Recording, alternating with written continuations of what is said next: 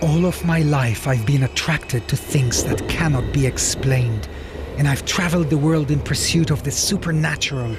But there's one place I've never been to, even though I feel like it's been calling me for years. It's a city of mesmerizing beauty, but it's also a city with a powerful dark side. A city that throughout its history and still today is bedeviled by unexplained paranormal forces and death. The city is Venice.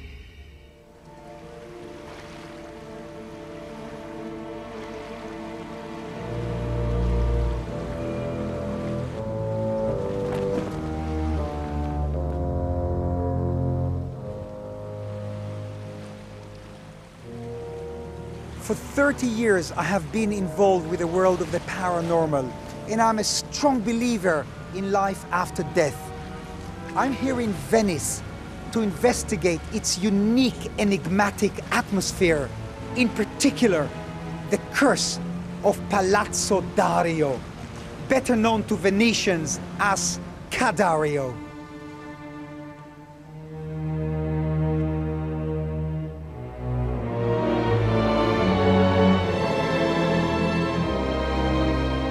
I have to find out for myself why this city has so many chilling tales to tell, and above all else, I have to try to solve what, for me, is one of the world's greatest mysteries, the Curse of Ca Dario.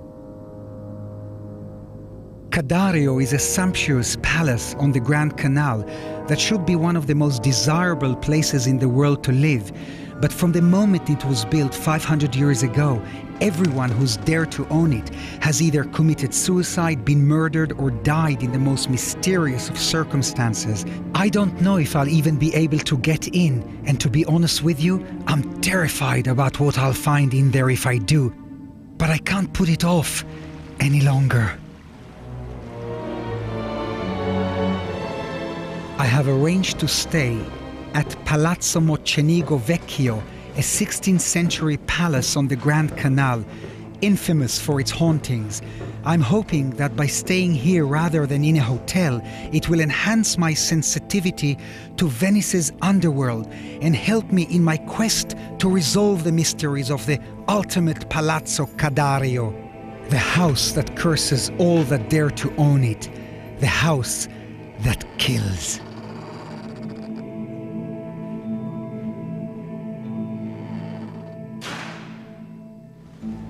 This place is huge and empty.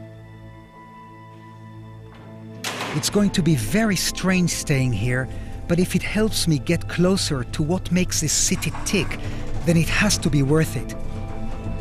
I'm determined to stay in Venice for as long as it takes.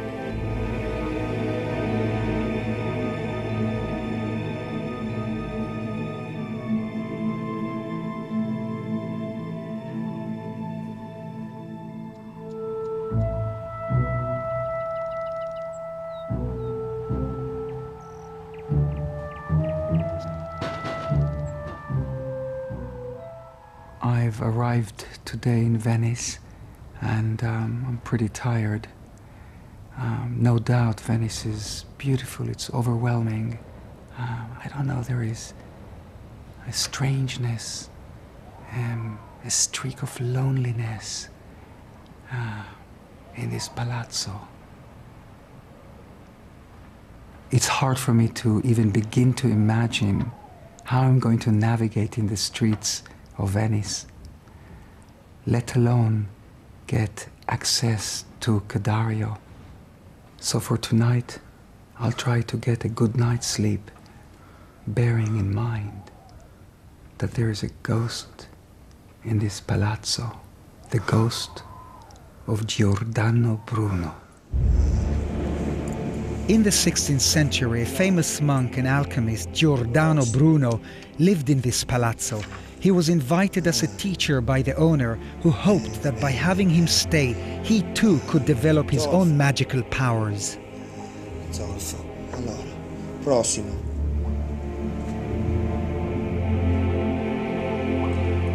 But months went by, and the owner of the palazzo felt disappointed that he hadn't learned more from the alchemist.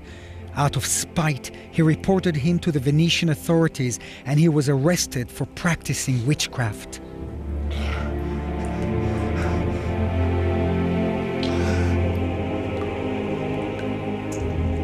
Prego.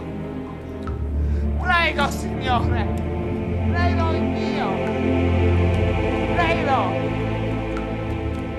Aver piede. Aver piede. After suffering a long session in the torture chamber, he was eventually found guilty and burnt at the stake. The tortures that the monk was forced to endure were so fierce that even now his ghost returns to remind us. This ghost suggests to those he haunts that it is water that could have saved him from the unjust burning 4 centuries ago. He is said to be responsible for sudden leaks in water pipes, faucets that run by themselves, screws which loosen alone, and sudden flooding. Often through the centuries, the ghost of the alchemist has revealed himself in this palazzo. This is Ca Dario, the main reason I came to Venice. Everyone who's owned this house has died, gone bankrupt, or committed suicide. One of the last victims of the curse was Keith Lambert, manager of rock band The Who. Keith owned Ca Dario and died from a brain hemorrhage aged 45. I knew Keith personally and I remember his death as if it was yesterday. I've got no idea how I'm going to get into Ca Dario, as the place has been empty for years now. I have to do some research into who owns it. For now, on a crisp winter morning, all I can do is marvel at the beauty of this great city. Wow! It's breathtakingly picturesque. It's like being in a Turner or Tintoretto painting. Do you know, there is this feeling here of, I've been here before, like déjà vu. You know when you go to a place that you've never been before?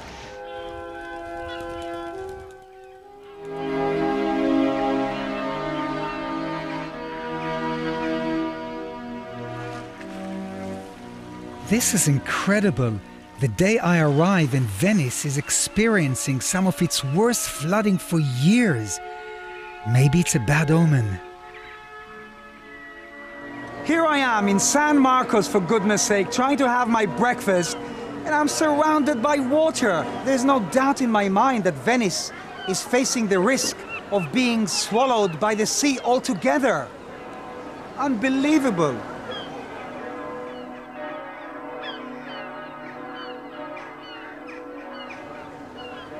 Not a bad breakfast at all, but I've got to move on. There are too many tourists around. I would like to explore Venice for myself. This water should subside in a few hours apparently. It's certainly not helping today.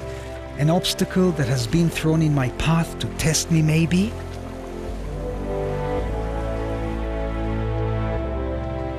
I want to get off the tourist trail, and at this stage I'm just going to trust my psychic intuition to take me to places of interest. In Venice, it seems either people are rushing past with no time to talk, or you find yourself deserted in some square with no one to ask at all.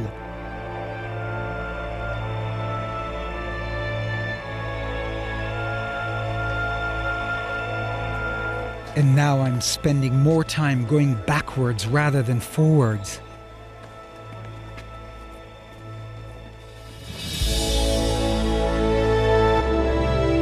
It feels like being in a labyrinth. If I can just start talking to some Venetians about Ca Dario, this city might begin to open up to me. A famous personage in Italy, Gardini, killed himself for and a novel of the proprietary death in Ca Dario. So everybody who has the house, who bought the house and lived there, died? Yeah. My top priority is to find out who owns Ca Dario, the house that kills. But for now, I'm looking for another haunted palazzo that a waiter told me about last night. I don't think I will be able to go into the building, but just to witness the atmosphere of these legendary houses gives me insight into this city's dark side, away from the buzz of the tourist trails. This is Palazzo Mastelli, also known as Del Camello, which means a camel. This palazzo belonged to a trading family who traded between Venice and the Far East. I managed to sneak into the courtyard of Palazzo Camello. What an incredible courtyard this is. This is the inner court of the palazzo. It's lavishly stuccoed with souvenirs and fragments of loot. If you look around, columns are built soaring into the structure. Wellheads, grills, and irrelevant arches are everywhere. It's like a magpie nest of a house. I've never seen anything like it.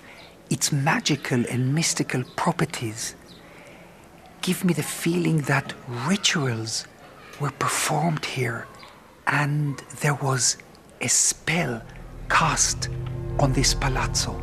In the 18th century, a strange event took place in this palazzo. For several evenings in a row, at the same hour, all 5 bells in the room rang at the same time of their own accord. Everyone was terrified and very confused. Even a blessing on the house by the local priest didn't stop the bells ringing. Eventually, an exorcist was called and managed to rid the house of the presumed evil spirits, or so it was thought. Still today, at times ghostly voices and music ring from the palazzo, and the mystery has never been solved. I'm in Venice above all to try to solve the Curse of Ca Dario, the house that kills. I've heard that apparently Ca Dario is owned by a family called the Gardinis. I have to make some calls and see if I can speak to them directly, but I don't think they live in Venice. Hi. How are you? Do you speak English? You know, I speak English. Hi, how are you? And I wanted to ask you that I'm going to Ca Dario. Do you believe that this Ca Dario is mysterious? Mysterious. Yes, mysterious. Why? Why? I don't know, sir. Yeah, because a lot of people tell me don't go there. Yeah. I'm Murder. Very. very. Yes. Okay. It's dangerous. Dangerous. Gardini. Gardini, yeah, the Gardini family, yeah. Like this, look. Murder. Thank you. So it is the Gardini family I need to speak to. I'm on the right track. I'm constantly being sidetracked by other tales of mysterious deaths and weird paranormal goings-on. And it's so difficult not to be drawn into them. Perhaps it's not such a bad thing. They might shed light on the curse of Ca Dario, and at the moment I need all the help I can get. I'm looking for an old convent called Casino degli Spiriti, which people say boasts some of the best views of the lagoon, as well as a famous curse in its surrounding waters. The more time I spend in Venice, the more convinced I am that water holds the key to Venice's dark side. This building, which is on the funeral procession route to the cemetery, was once used as a morgue to house corpses the night before their funeral. It was also used as a stowaway for smugglers.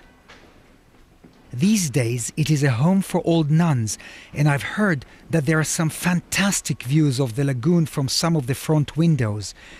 I'm guessing that's where she's taking me. She hasn't said a word.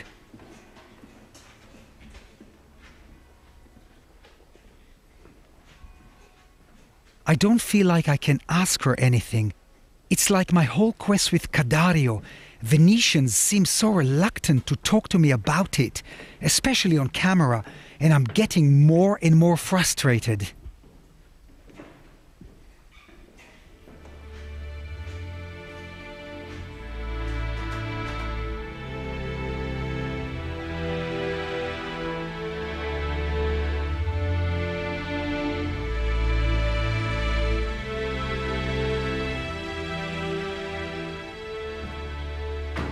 This is incredible. I've been led to this balcony by a nun, and I really sense something here.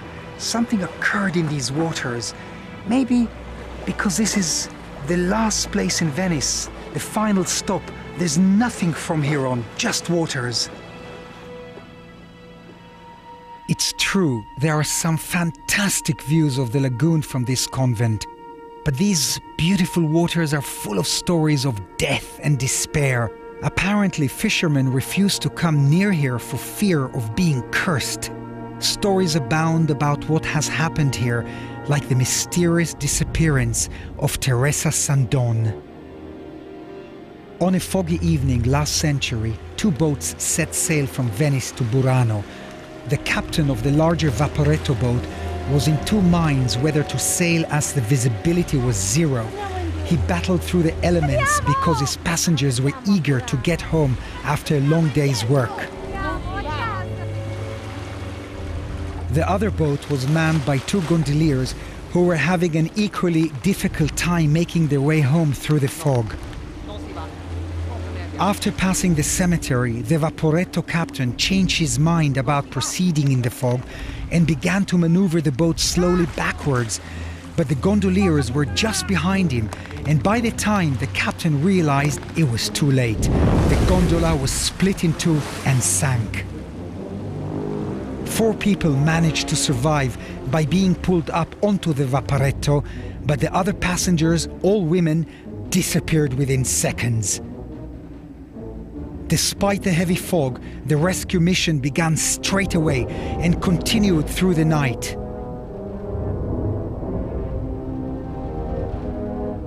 Several hours later, one of the women was sighted clinging to a post.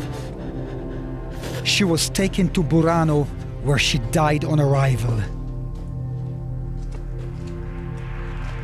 2 bodies were found the next morning in the stern of the gondola. However, there was no trace of 2 other passengers, a little girl, Giuseppina Caramello, and Teresa Sandon, both swallowed by the waters. Sometime later, after the boats collided, Teresa Sandon appeared to her sister in a dream, saying, Prega per me e per la mia anima, perché il mio corpo è ancora imprigionato. Pray for me, for my soul, because my body is still imprisoned. But if you pray, it will be freed from the bindings that hold it to the bottom of the canal, and I can rest in blessed ground. A few days after the sister had this shocking dream, the battered body of her sister, Teresa, was found in the canal by 2 fishermen.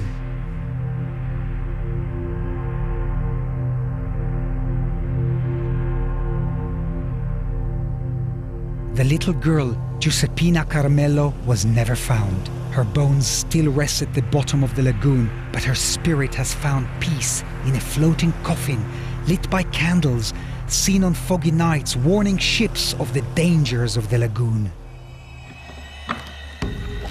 Coming up, Uri stumbles across ghosts, plagued islands and butchered children as he gets closer to solving the mystery of Ca Dario. Has he bitten off more than he can chew?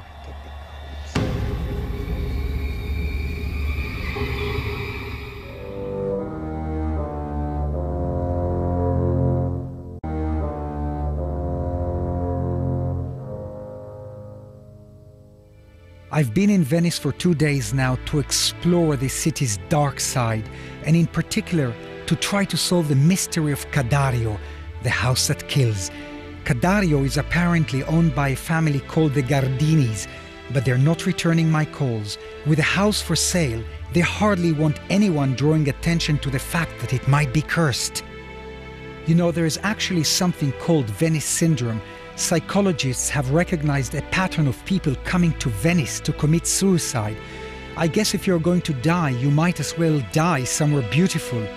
But there is an otherworldly feeling about this place that lurks in every alley, crevice and waterway. I believe in life after death, and I feel that this city is full of restless souls. Legend has it that right here is a nighttime meeting place for restless spirits. In 1947, 2 children dragged up a body of a woman. A woman called Linda Cimetta came to spend the night with her friend to stock up on black market cigarettes to sell in her bar.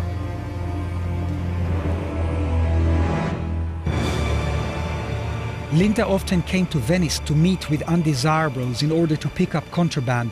She wasn't liked among Venetians. She had weathered a lot of things over the years, and this could be read on her face. She was seldom seen smiling or even being commonly courteous to people she met. Dove cazzo sei stato? Zitta, bambola. Bambola chi?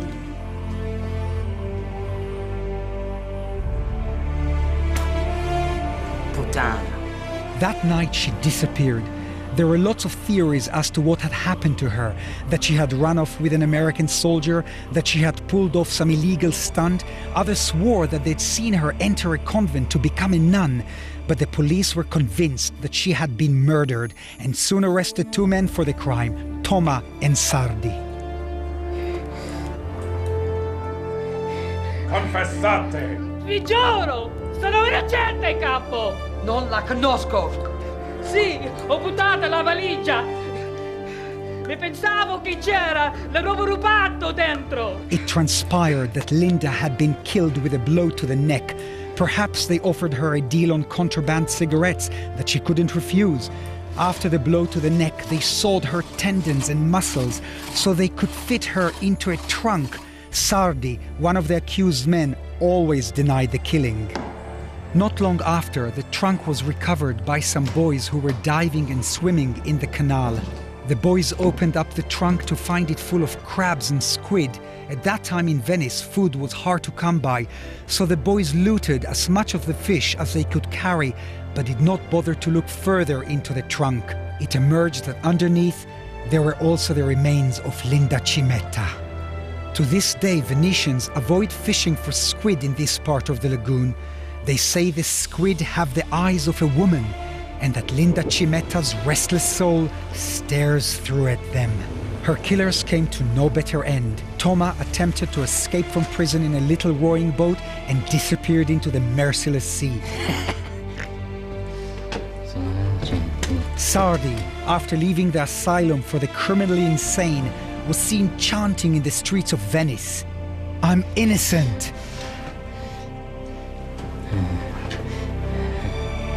Some say he was driven insane by the ghost of Linda Cimetta. Sono innocente!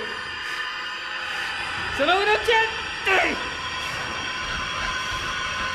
Sono innocente! Sono innocente! Sono innocente! Sono innocente!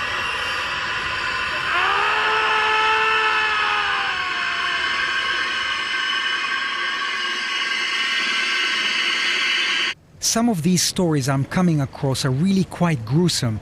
What separates Ca Dario from all these events is that the jinx lies in the building rather than in a person or spirit. The curse has lived on through 13 different ownerships, inciting death, suicide, or bankruptcy in each case. There are stories that the devil himself lives within its walls. Now the palace, originally one of the most valuable pieces of real estate in Venice, lies empty. The curse is common knowledge here, and no one will buy into it. Everything is shut up for the night. I keep hearing people closing the shutters and doors. It feels like I'm being shut out, or when someone won't let you into a secret.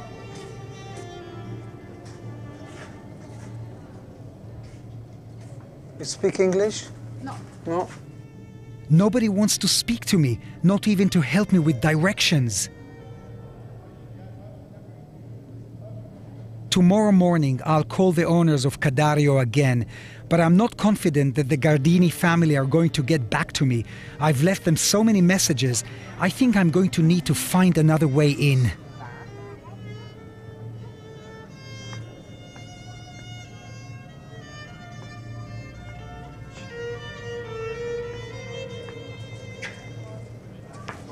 Hello. At least I'm finding out about other stories, and the gondolier I was with earlier told me about one of the most gruesome tales in Venice's history, the true story of Biagio Carnio. I warn you, this is not a story for the faint-hearted.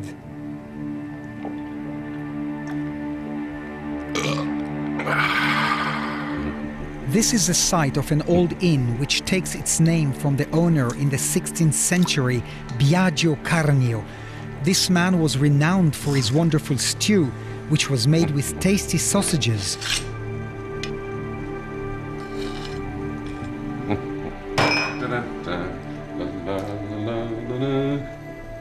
No one could understand where he got the meat from, as food was scarce at that time.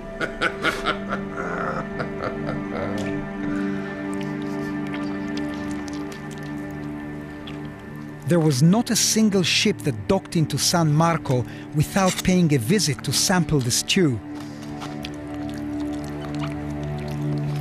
There was one customer called Antonio who visited the inn regularly for a helping of Carnio's stew. But one day, while stucking into a bowlful, he came across a piece of meat that he could not chew. At first he thought it to be a bone or gristle, but on closer inspection, it turned out to be a child's finger. Horrified by his discovery, he managed to pick up the finger and wrap it in a napkin before fleeing the inn for help. The police searched high and low for Carnio's secret source of sausage meat. They uncovered a trapdoor to a storeroom packed with limbs of children and tiny organs with which he had been preparing his food. The sausages that everyone had found to be so flavorsome were in fact made with small Venetian children. He was dragged from the prison to his shop.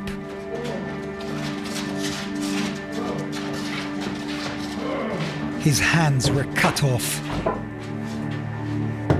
No! No!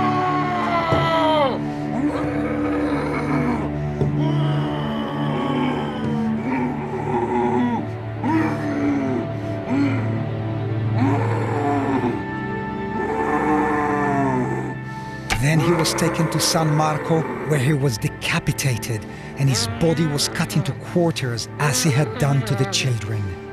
He was then hung up in 4 points of the city. Ever since then, Venetians have always called the place of his inn Riva di Biagio. Can you imagine Biagio's body was cut into quarters as he had done to the children? Then his quartered body was skewered on lances, exposed for all to see. Where I'm sitting now, on the Ponte dei Squartai, is where one of these skewering points would have been, and the bridge was built to signify its existence.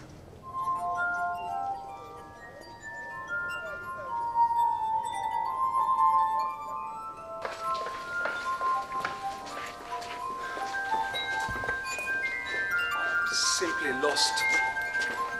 I've absolutely no idea where I am.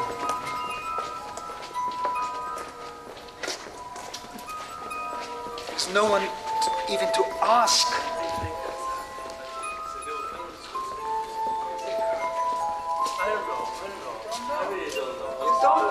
I'm sorry, I don't know. But you're from here. What can I say? I don't know. It's terrible. I know.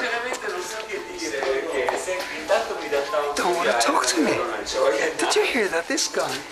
A sto punto. Well, this guy's totally out of it. He's drunk. But that first person, he's Venetian. And did you hear what he said? I don't know where the Grand Canal is. It's fucking there. And he said it doesn't know. I'm lost. I'm lost in Venice. I'm lost. Where am I? Help me! Help! Finally, I'm back at Palazzo Mocenigo in one piece. It's times like this that I wish I had booked into a hotel. I feel it's time to shut Venice out of my world for the night. I'm certainly beginning to see the reverse side of the picture book, tranquil, romantic Venice that we hear about. What a day I had. The flooding was just incredible. It was so surreal. It was record flooding. I walked with my wellies all day long. I got lost. Unfortunately, it held me back a little, but then I got into this nunnery. I mean, that was so surreal. You know, I do feel isolated. Yet, I have this feeling that I'm not alone. There's something in the shadows. It's just a gut feeling I have.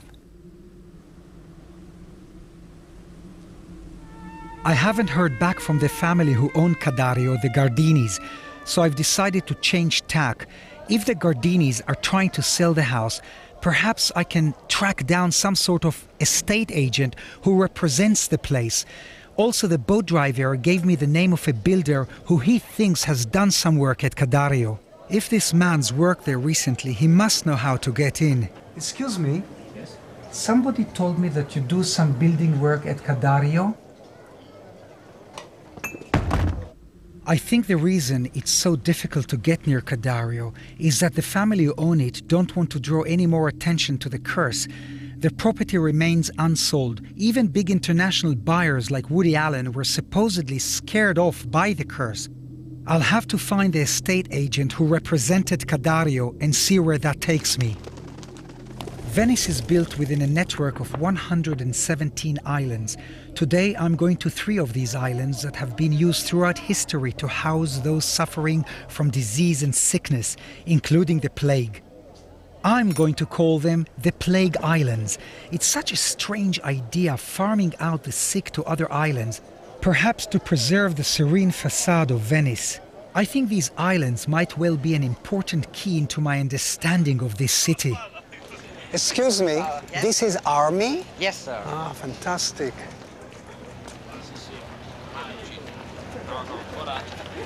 Ci stanno provando, ma...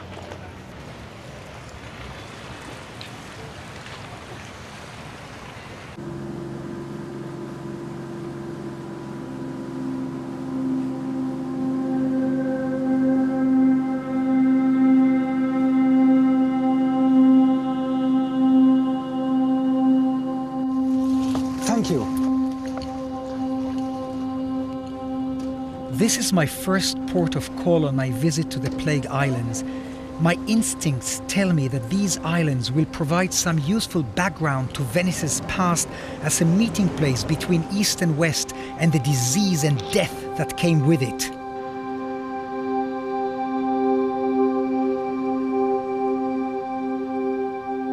This island used to be an asylum for women in the 70s.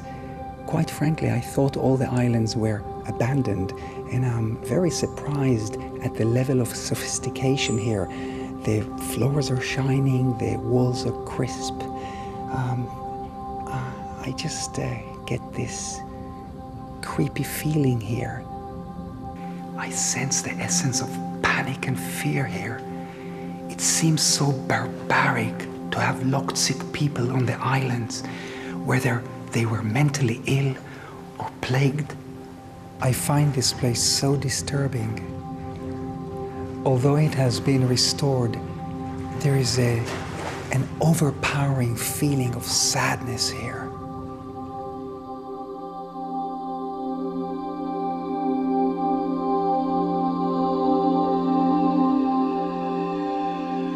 When this old asylum building was undergoing restoration work in the 1980s, a workman that was staying there was terrorized one night by the image of an ex-inmate. He swears that he saw a woman crying in the corner of his room.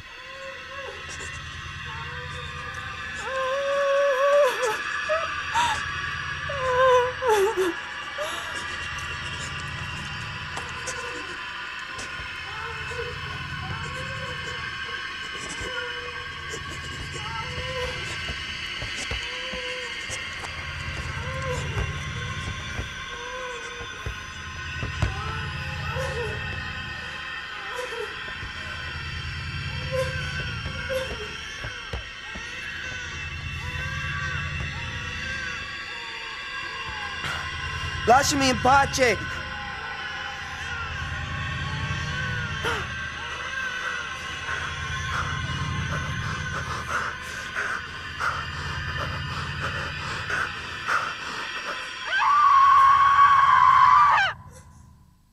He has never regained his sanity.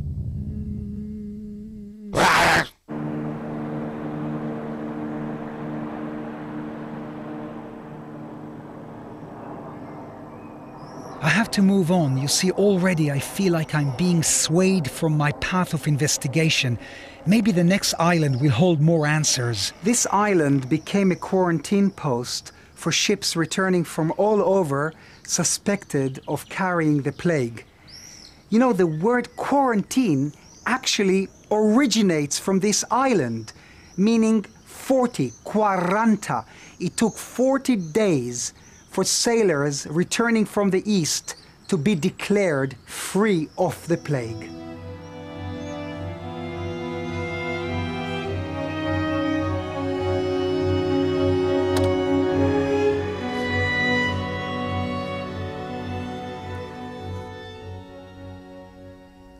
There must have been an Uri Geller in the 15th century. This map is so great for me. I can now imagine how this place used to be. What's most fascinating for me on this map, though, is where the plague doctor used to live. Can you imagine how terrifying and menacing the plague doctor looked with his huge black hat and long black robe, with disinfecting material stuffed in the beak of his mask to protect himself from the plague? And this doctor had the power to decide whether you were contaminated or not, whether you go back to Venice or to the island where plague victims were sent to die, Poveglia.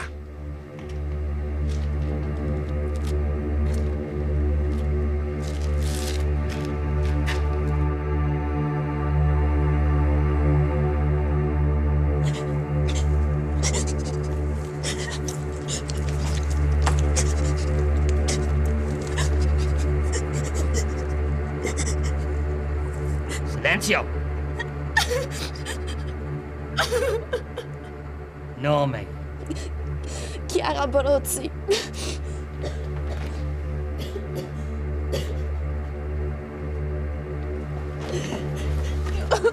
Sto bene.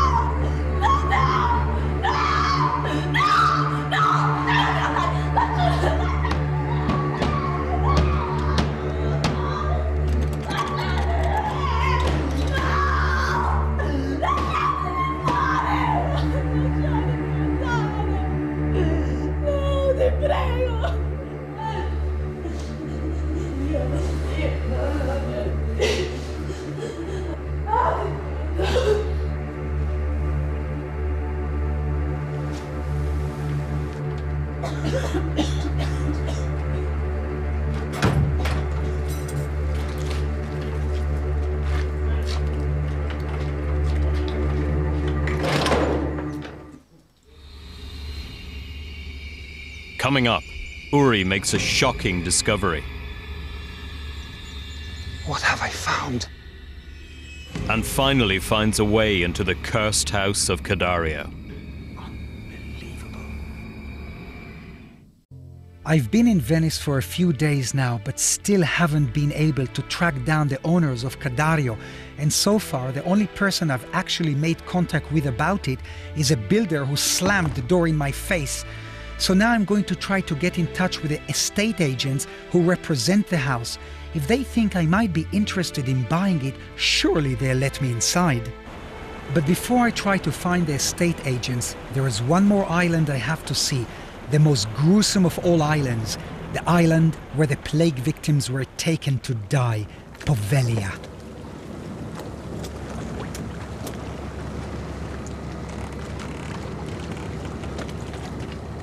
Grazie, thank you.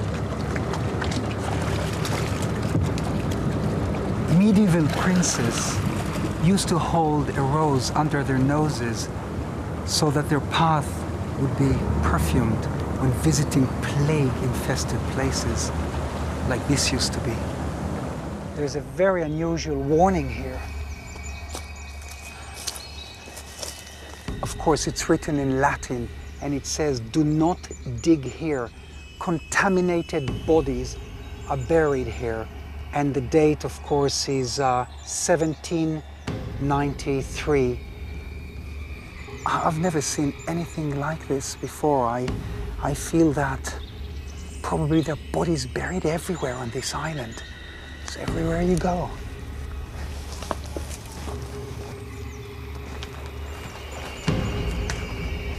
It's incredible how this hospital, which was built in the 19th century, is deserted now. This building came well after the days of the plague on this island, but what's important here is that they built a hospital on grounds where so many plagued victims are buried. It must be unhealthy, sickness on top of sickness. I didn't want to go in here, but I feel compelled to come into this falling apart kitchen. Oh my gosh. Never claimed that I'm a medium, but I'll tell you what. I can see the horror inside my mind.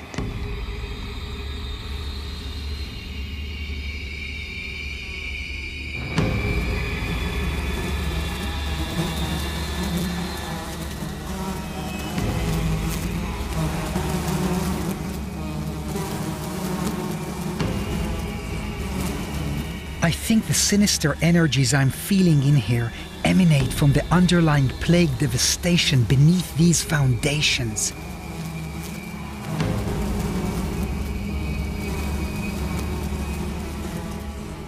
I've got to get out of here now.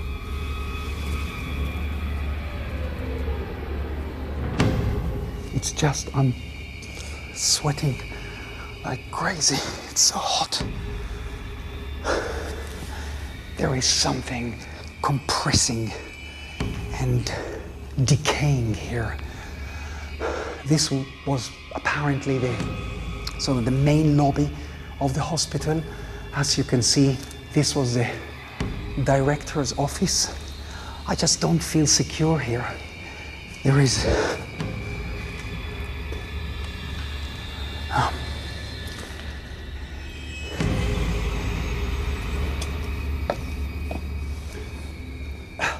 You see, again I'm getting swept away by all these local mysteries and getting more and more freaked.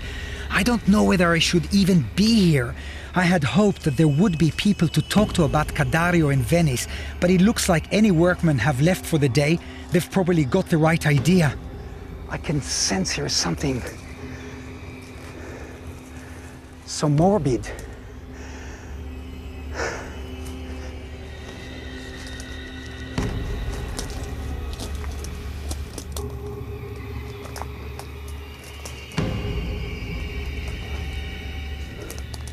It's right.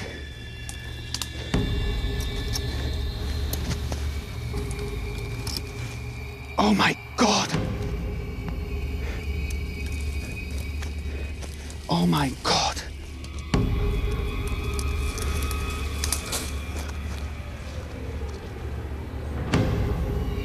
Oh my God. What have I found?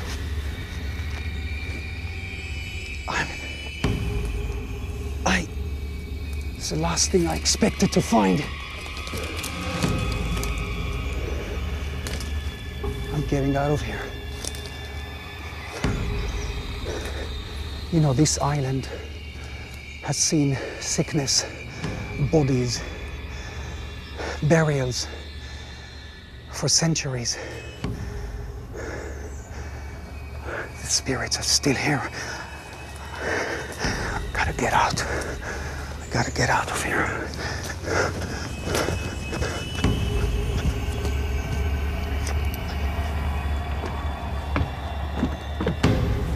I can't believe I actually found a human skull.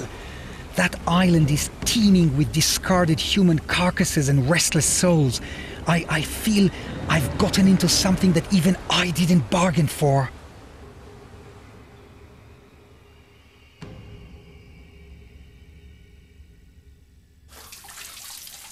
I'm so desperate to wash the contamination from those islands away. What a day.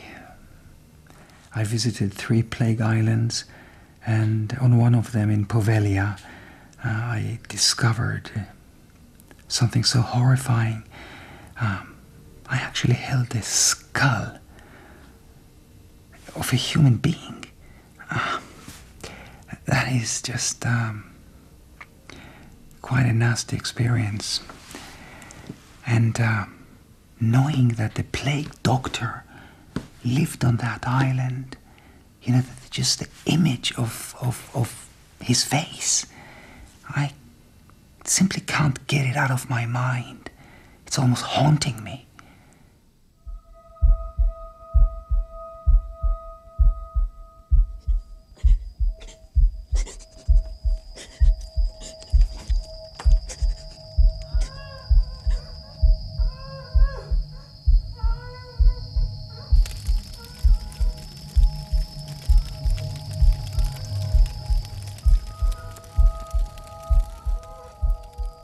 Last night I had another sleepless night.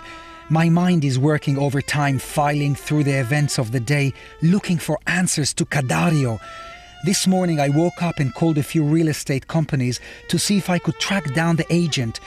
I think I've had a breakthrough. A man that used to represent Ca Dario is willing to meet me later. But before that, I have one last important pilgrimage to make. It's one of those days again. It's totally flooded. This morning I'm going to the cemetery. This is a very special day. It's All Souls Day. This is a day when Italians pay respect to the dead. For Venetians, there is more emphasis on this day, perhaps because they have to cross over the waters to get to the cemetery. I'm going to join them today. Tell me, you know Ca Dario? Ca Dario? Yes. Ca Dario. Ca Dario. Sì, What do you think about Ca Dario? What you think about Ca Dario?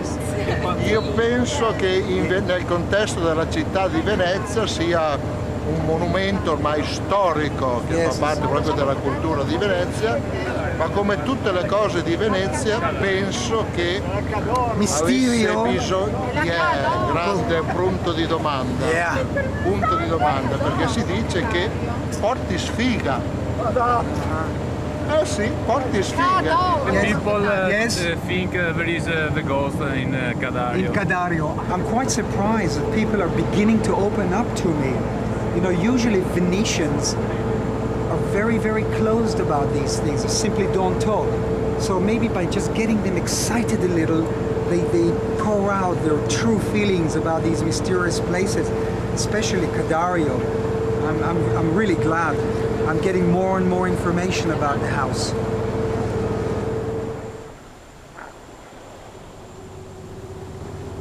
We're very close to the cemetery now. It's astonishing that the whole place is built on one island. Cemetery San Michele. There's a little kid behind me who brought some flowers for his granddad, and you could see these expressions, so sad.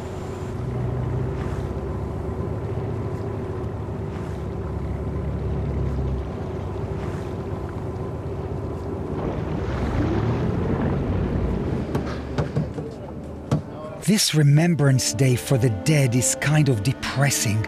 So far it feels like every day in Venice is about remembering the dead, for me anyway.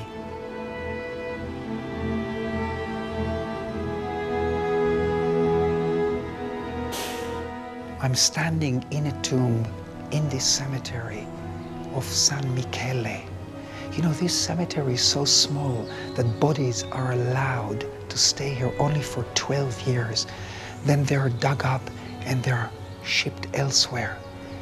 Perhaps the fact that they're taken over waters creates this disturbance in the souls of the dead, and the waters become a kind of a purgatory for these disturbed, lost souls.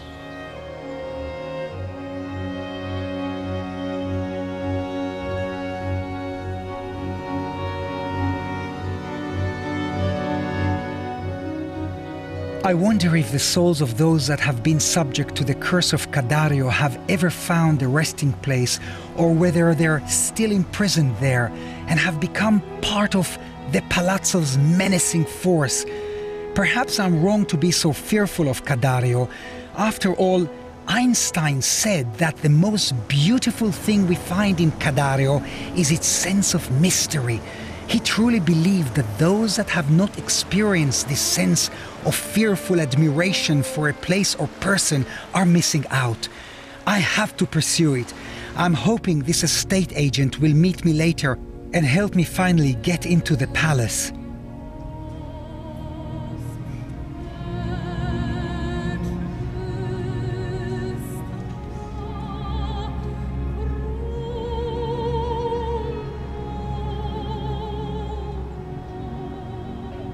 A sea of crosses and so well cared for, it's very moving. I'm so glad I came here. I feel that this place is very important. It highlights to me the strong relationship between Venice and death. I'm reminded about the Venice syndrome, the pattern that psychologists have recognized about people coming to Venice to commit suicide. Perhaps they're hoping to be somehow immortalized as part of Venice's dilapidated elegance and epic history.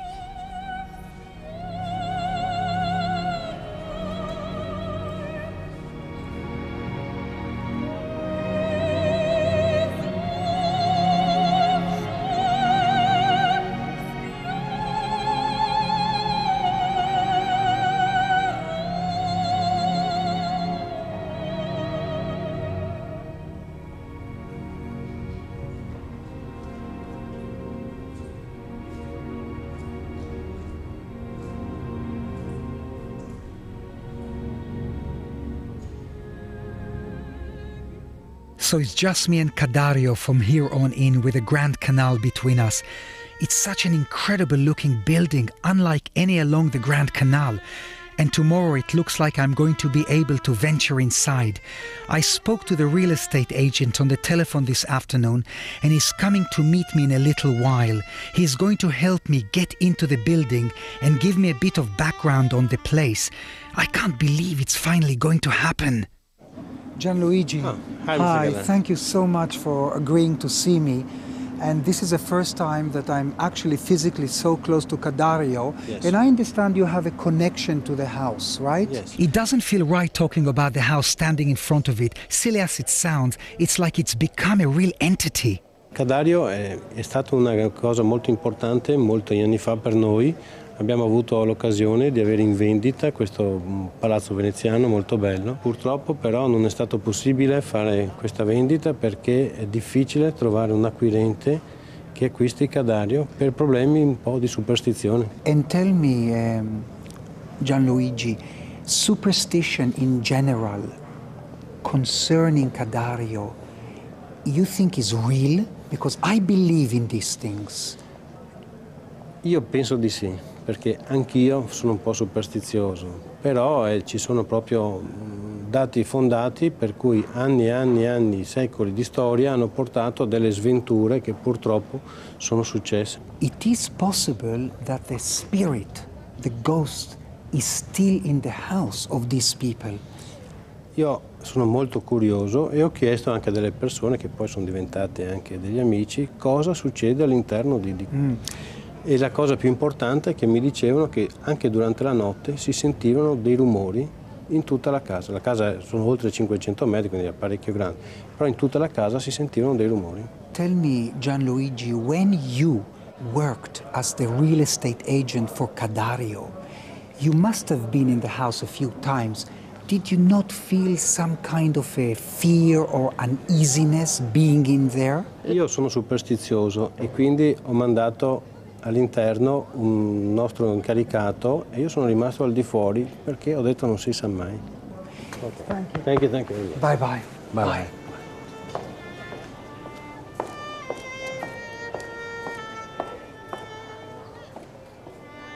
He was the estate agent and even he daren't go inside Ca Dario. I'm not going in there. I'm not going in there.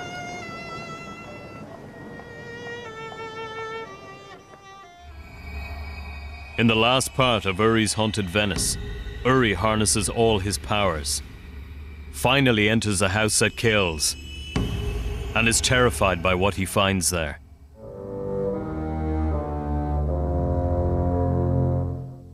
I've been in Venice for 4 days now, channeling all my energy into entering and understanding the cursed palace of Ca Dario. I feel like I have experienced the full spectrum of emotions on the way. I found a way to get into Ca Dario, and against my better judgment, I'm going there tomorrow. I can't believe this. I just met this real estate agent that used to represent Ca Dario, and he just validated my worst fears. This isn't hearsay or a legend. This is history.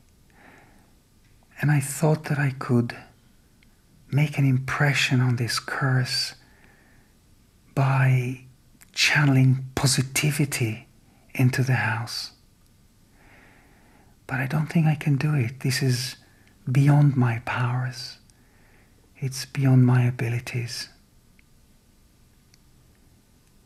I'll have to wait until tomorrow and see the outcome.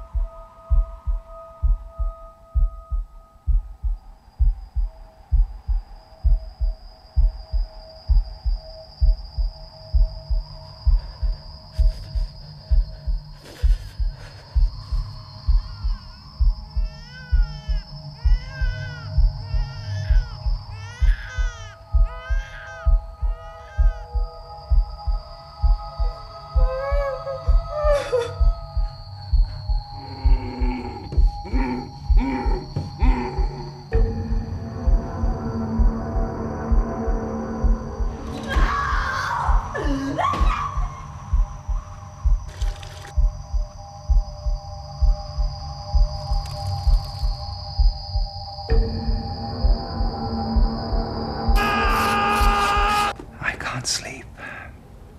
The tappings on the pipes, the noises here. I keep thinking of Giordano Bruno's ghost. I've got Ca Dario on my mind. I'm just... this is too much. I've got to find the moment that I can shut eye and really go to sleep. I'm just so tired. I'm also weak. I just can't sleep at all.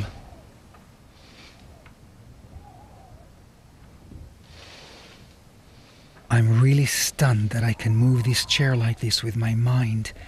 Or is it an external force at work? I think it's because there's so much energy in this room for me to harness. It's called telekinesis. But I've never been able to do it as easily as this before, and that really scares me.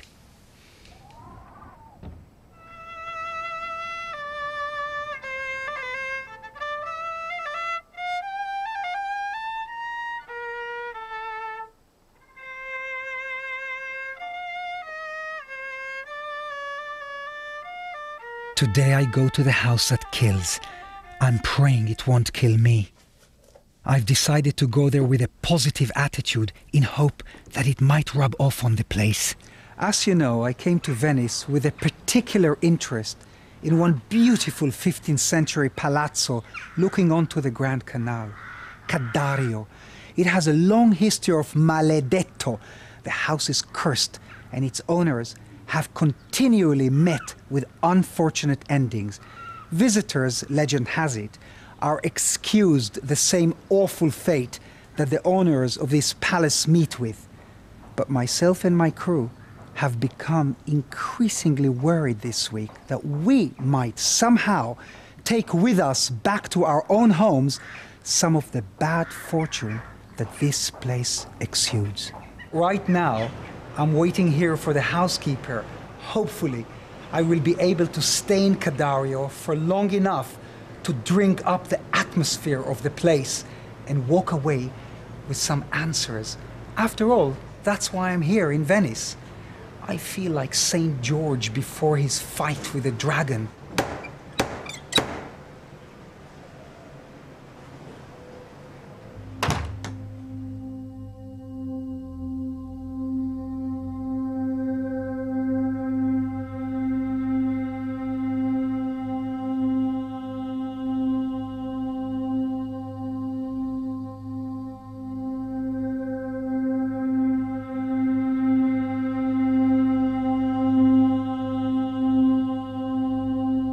These rooms, halls and staircases have seen some horrific events over the years. Even as recently as the 80s, my friend Kit Lambert, who owned this house, died unexpectedly. There is a very heavy glowing atmosphere. Later on, I'm going to use my dowsing pendulum to pinpoint key areas of dark energy.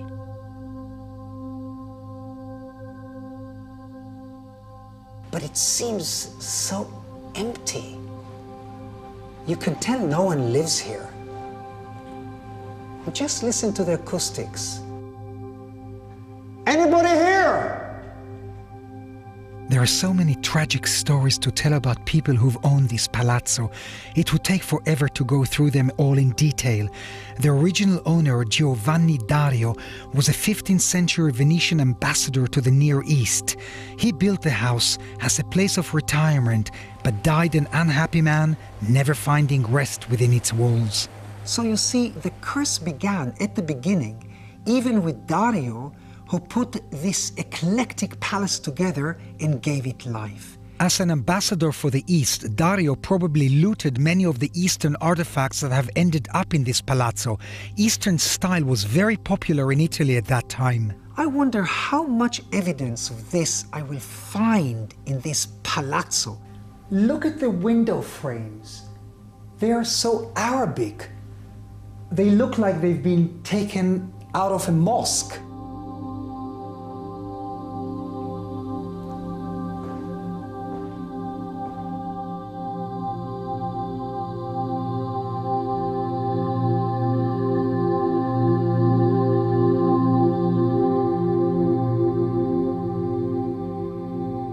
Vincenzo Barbaro, Dario's son-in-law, insulted a city official and was stripped of his post and later murdered. Another Barbaro, Giacomo this time, governor of Canada, was ambushed and murdered in the palazzo in the 17th century also.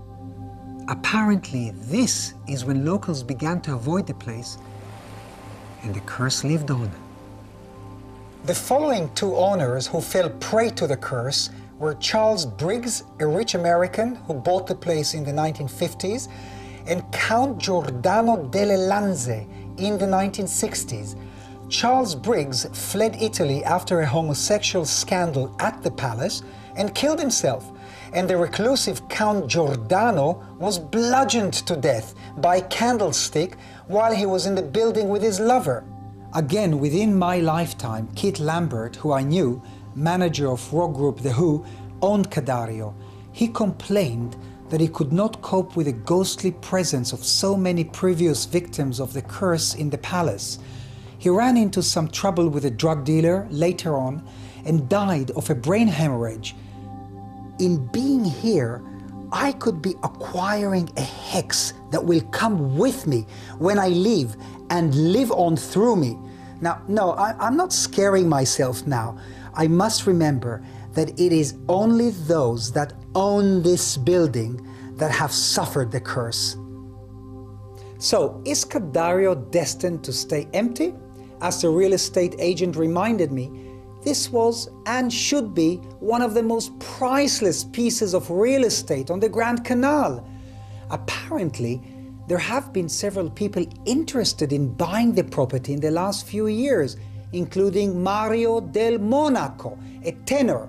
He was involved in a serious road accident during a visit to the house. He gave up any thoughts of purchasing Ca Dario. Allegedly, Woody Allen, the Hollywood director, was also looking into the property, but was deterred by his superstitious wife, when she heard about its history. I don't sense that this place holds ghosts and spirits of old, but more that there is a disharmony in the way it has been put together, in these walls, in its joints and its architectural features that breeds an atmosphere of unrest.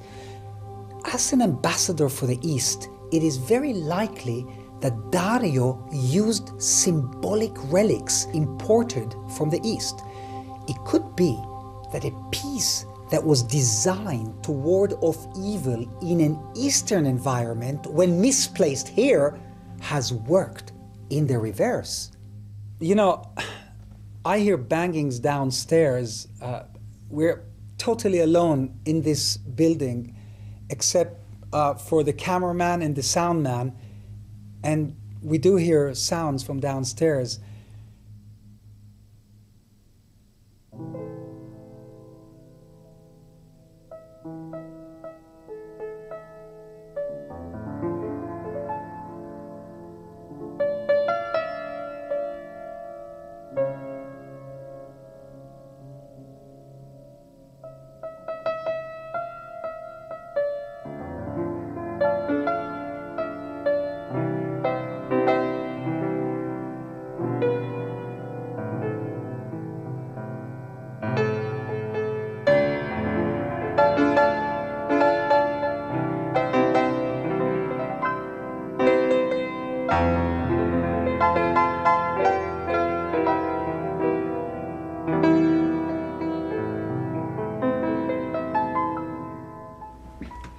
It feels dark in here. I'm going to use my pendulum this time and douse.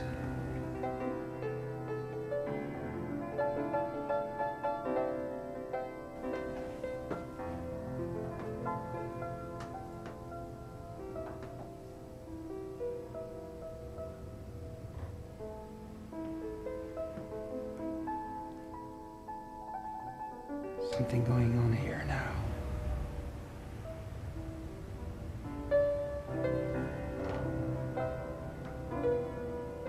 I sense a loss of balance.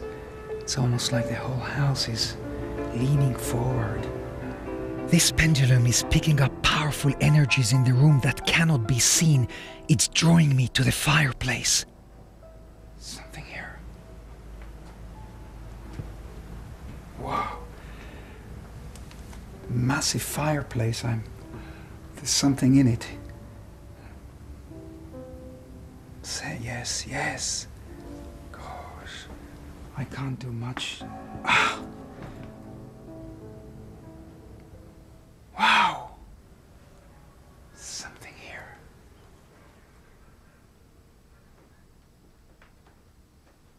God.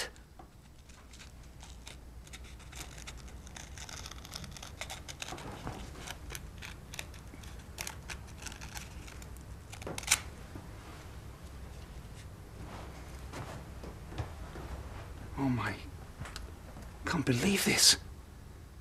It's a picture of a strange mummified corpse. 1941. I really want to break that fireplace apart. I know there is something in there. I can't do that, they won't let me. I put the photograph back into the fireplace. I think the repercussions would be serious if I was to take away anything from this house. I now know that there is something menacing in here, and it's all focused on that fireplace. I'm going to treat finding the photograph as a warning. The feel, the energy I'm getting from these pieces is not like anything I've ever witnessed before. I'm sorry, but I'm going to suggest to the crew we call it a day now. This isn't right. I now have to do some more... Jason, cut. I can't take it anymore. I can't. Stop. Stop filming. Stop. Cut.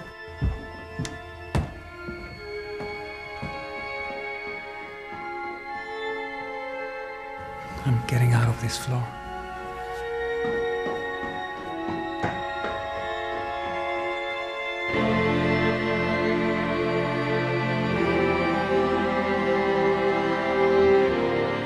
There's evil here. Get the boom out. Come on. Jason, please, I know you want to stay here. get out before something happens to you guys. I'm leaving.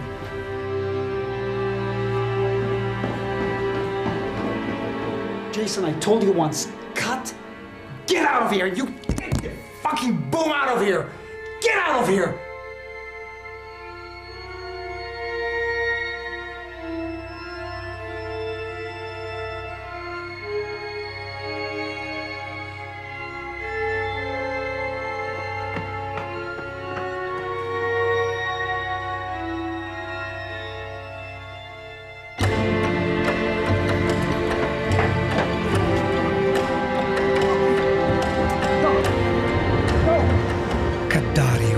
It's like radiation.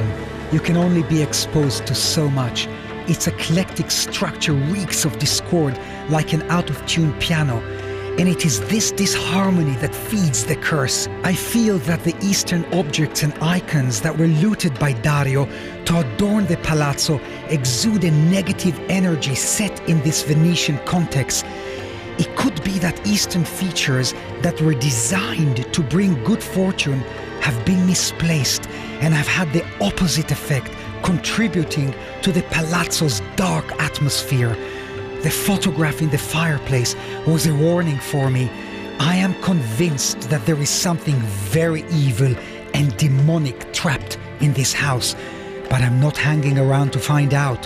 The overpowering feeling I have had here in Venice is that nature has a more powerful hand than man, and perhaps one day, even Ca Dario will fall prey to the fatal waters that lap at its doors each day. Bodies and souls have been farmed out across waters and littered on derelict islands to preserve the serene facade that tourists know as Venice. I feel like I have been privy to Venice's dark secrets that will stay with me forever. I just hope I have not fallen subject to the curse of Ca Dario. Only time will tell.